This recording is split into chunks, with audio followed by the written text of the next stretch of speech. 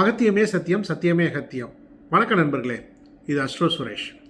இன்றைக்கி நாம் பார்க்க போகிற ஒரு பதிவு என்ன அப்படின்னா, லக்னாதிபதி 4ஆம் இடத்தில் இருந்தால் என்ன மாதிரியான நன்மை மற்றும் தீமைகளை ஜாதகர் பெறுவார் அப்படிங்கிறத பற்றி நம்ம பார்க்க போகிறோங்க. இதற்கு முன்பாக லக்னாதிபதி 1 முதல் 3 பாவங்களில் இருந்தால் என்ன பலன்களை கொடுக்கும் அப்படிங்கிறத நம்ம ஏற்கனவே வீடியோவாக பதிவு பண்ணியிருக்கோம்.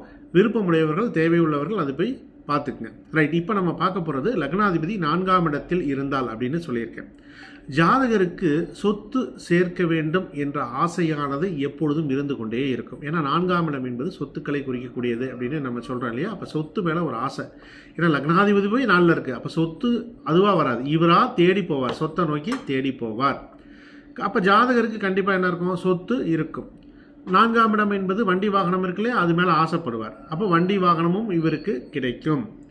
ஜாதகருக்கு ஓரளவுக்கு நல்ல கல்வியும் இருக்கும், அப்படி இல்லைனாலும் அனுபவ கல்வி இருக்கும். ஜாதகருக்கு சமூகத்தில் ஒரு நல்ல மதிப்பு, மரியாதை, பதவி கிடைப்பதற்கு வாய்ப்புண்டு.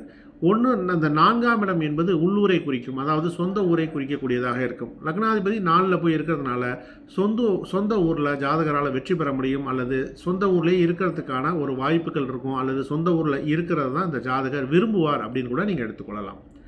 இது எல்லாமே நன்மைகள். 1, 4ங்கிறதுனால ஏற்படக்கூடிய நன்மைகள்.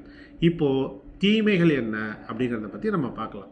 இப்போது லக்னாதிபதி 4ல் இருக்கிறதுனால தாயாரின் மீது அதிக பற்று கொண்டவராக இருப்பார். தாயாருக்கு உடல்நிலை பிரச்சனைகள் இருக்கிறதுக்கான ஒரு வாய்ப்பும் இவருக்கு தாயாருக்கு உண்டு. அதை கவனிக்கிற மாதிரியான ஒரு சூழல்கள் இருந்து கொண்டே இருக்கும்.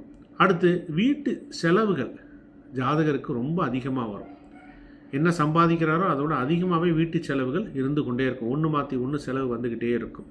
சொத்து தொடர்பான சிக்கல்களும் இருக்கும். சொத்து தொடர்பான சிக்கல்களும் ஜாதகருக்கு உண்டு. ஏன்னா எண்ணம் பூரா சொத்துலேயே தான் இருக்குது. அப்போ அது சார்ந்த சிக்கல்களும் இவருக்கு வந்து கொண்டே தான் இருக்கும்.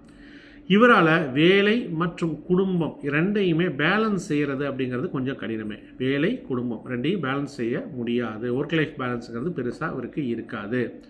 ஜாதகருக்கு ஈகோ பிரச்சனை அதிகமாக இருக்கும். அதனால் கொஞ்சம் பிரச்சனைக்குள்ளாவார் அப்படின்னே சொல்லலாம். சரியா நண்பர்களே, இப்போ 4ஆம் இடத்துல லக்னாதிபதி இருந்தால் ஏற்படக்கூடிய நன்மை மற்றும் தீமைகளை நான் உங்களுக்கு சொல்லியிருக்கேன். இது மாதிரி நிறையா சொல்லலாம், ஒரு சிலதை சொல்லியிருக்கேன், 5 பாயிண்ட் சொல்லியிருக்கேன் வச்சுக்கோங்க. சரியா ரைட் நண்பர்களே, இந்த சேனலை சப்ஸ்கிரைப் பண்ணிக்கங்க. அப்போ தான் நான் போடக்கூடிய வீடியோக்கள் உங்களை எளிதில் வந்தடையும். உங்களுடைய ஜாதகத்தை முழுமையாக ஆய்வு செய்து உங்களுக்கு உண்டான பலன்களை நீங்கள் தெரிந்து கொள்ள வேண்டும் என்று விரும்பினாலும் என்னை தொடர்பு கொள்ளுங்கள். அதற்கான வழிமுறைகள் என்ன என்பதை நான் உங்களுக்கு தெரிவிக்கின்றேன். மேலும் வாட்ஸ்அப் மூலமாக எளிமையான முறையில் நீங்களும் ஜோதிடம் கற்றுக்கொள்ளலாம். விருப்பமுடையவர்கள் ஜோதிடம் கற்றுக்கொள்ள வேண்டும் என்று விரும்பினால் என்னை தொடர்பு கொள்ளுங்கள்.